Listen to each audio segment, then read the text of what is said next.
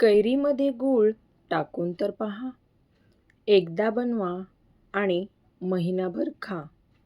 अशी ही आजची रेसिपी आपली होणार आहे. तर मंडळी, ही रेसिपी लहानांपासून ते मोठ्यांपर्यंत सगळ्यांनाच अशी आवडणारी आहे आणि विशेष म्हणजे ही रेसिपी आजची चटपटीत असणार आहे, उन्हाळा विशेष. तर मंडळी, चला लगेच आपण व्हिडिओला सुरुवात करूया. त्यासाठी इथे मी 3 कैऱ्या घेतलेल्या आहेत. तर हे पहा, अशा पद्धतीने आपल्याला ताज्या कैऱ्या घ्यायच्या आहेत. तर आपल्याला स्वच्छ ह्या कैऱ्या धुवून घ्यायच्या आहेत आणि त्याच्यावरचं आपल्याला साल काढून घ्यायचं आहे. तर हे पहा, अशा पद्धतीने आपल्याला ह्या कैऱ्या चांगल्या अशा स्वच्छ धुवून आणि त्याच्यावरचं पूर्णपणे साल आपल्याला काढून घ्यायचं आहे. तर इथे मी सर्व कैऱ्यांचं वरचं जे साल असतं ना, तर ते काढून घेतलेलं आहे. अशा पद्धतीने पूर्णपणे काढून घ्यायचं आहे आणि त्यानंतर आपल्याला इथे याचे बारीक बारीक पीस करून घ्यायचे आहेत. तर हे पहा, अशा पद्धतीने मी इथे कैऱ्या कट करून घेतलेल्या आहेत. तर आपल्याला हे बारीक असं मिक्सरला फिरवून घ्यायचं आहे किंवा तुम्हाला हवं असेल तर तुम्ही इथे याला चॉपरला सुद्धा फिरवून घेऊ शकतात. जास्त पण असं फाईन बारीक नाही करायचं आहे आपल्याला. थोडंसं जाडा मोठंच असं याचं टेक्स्चर असायला हवं आहे. तर हा पदार्थ खूप छान असा टेस्टी आपला बनून तयार होतो. अशा पद्धतीने आपल्याला वाटून घ्यायचं आहे. तर मी आता एका बाउलमध्ये काढून घेतलेला आहे आणि त्यानंतर यामध्ये 1 वाटी गूळ घातलेला आहे. थोडी यामध्ये हळद घालायची आहे आणि चवीनुसार मीठसुद्धा घालायचं आहे.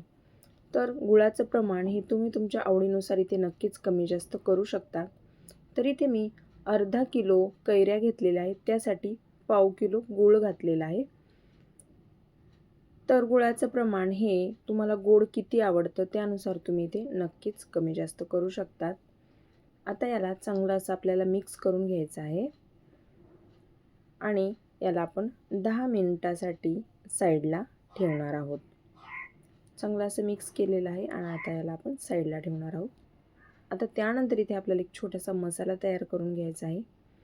तर कढई गरम करायला ठेवली आहे. त्यामध्ये मिरची घातलेली आहे, जिरे, बडीशोप आणि काळे मिरेसुद्धा मी इथे घातलेले आहेत. आता याला आपल्याला हलकंसं एक 2 ते 3 मिनिटासाठी भाजून घ्यायचं आहे. जास्त पण लाल नाही करायचं आहे. थोडंसं हलकंसं याला भाजून आपल्याला हे मिक्सरला वाटून घ्यायचं आहे. हा मसाला नक्की घाला. यातला कुठलाच मसाला स्किप करू नका. यामुळे या पदार्थाला खूप छान अशी चटपटीत अशी टेस्ट येते. तर आता मी ते वाटण्यासाठी बाजूला काढून घेतला आहे मसाला आणि त्याच कढईमध्ये आपल्याला तेल न घालता किंवा तूप न घालता आपल्याला हे कैरीचं मिश्रण आपल्याला यामध्ये ॲड करायचं आहे आणि कमी गॅसवरती चांगलं असं याला आपल्याला परतून घ्यायचं आहे. सतत असं याला हलवत राहायचं आहे. तर आता हे परतत आहे तोपर्यंत आपण मसाला वाटून घेऊया. तर इथे मी मिक्सरच्या बाउलमध्ये हा मसाला काढलेला आहे. यामध्ये आपल्याला 2 लवंगा ॲड करायच्या आहेत आणि हे बारीक असं वाटून घ्यायचं आहे. तर हे पहा, अशा पद्धतीने मी इथे वाटून घेतलेलं आहे. आता या मसाल्यामध्ये आपल्याला लाल तिखट लागेल. तर हे जास्त असं लाल तिखट नाही आहे, कलरचं लाल तिखट आहे.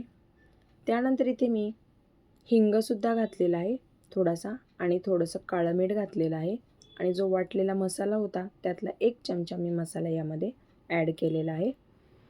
तर आता हे सर्व मिश्रण आपल्याला चांगल्या पद्धतीने मिक्स करायचं आहे आणि सतत असं याला हलवत राहायचं आहे जोपर्यंत जे याच्यातलं गुळाचं पाणी झालेलं होतं कैऱ्यांमधलं ते पूर्णपणे आटल्या गेलं पाहिजे. आणि आता त्यानंतर इथे मी थोडेसे काळे तीळ घातलेले आहेत. तर तीळ घालणं ऑप्शनल आहे. तर आता हे चांगलं आपल्याला मिक्स करून घ्यायचं आहे. तर हे पहा, मस्त आपलं हे मिश्रण घट्ट असं तयार झालेलं आहे. तुम्ही पाहू शकता खाली पॅनला सुद्धा अजिबात हे चिटकत नाही, अलगद निघतं आपण यामध्ये तेल, तूप किंवा पाणी कशाचाही वापर केलेला नाही आहे. त्यामुळे हा पदार्थ अगदी महिनाभर आरामात टिकतो. आपण हा प्रवासामध्ये सुद्धा तुम्ही नेऊ शकतात किंवा महिनाभर स्टोअरसुद्धा करून ठेवू शकतात.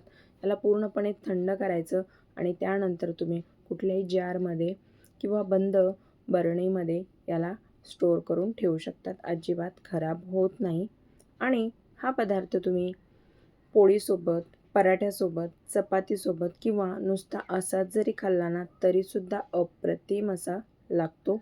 तर मंडळी, तुम्हाला आजची रेसिपी कशी वाटली ते मला कमेंटमध्ये नक्कीच कळवा. व्हिडिओ जर आवडला असेल तर व्हिडिओला एक लाईक नक्की करा आणि जर तुम्ही चॅनलवरती नवीन असाल आणि अजूनही आपल्या चॅनलला सबस्क्राईब केले नसेल तर पटकन सबस्क्राईब करून घ्या. तर चला मंडळी, पुन्हा भेटूया अशाच एका तुमच्याच आवडत्या नवीन आणि युनिक अशा रेसिपीसोबत. तोपर्यंत धन्यवाद.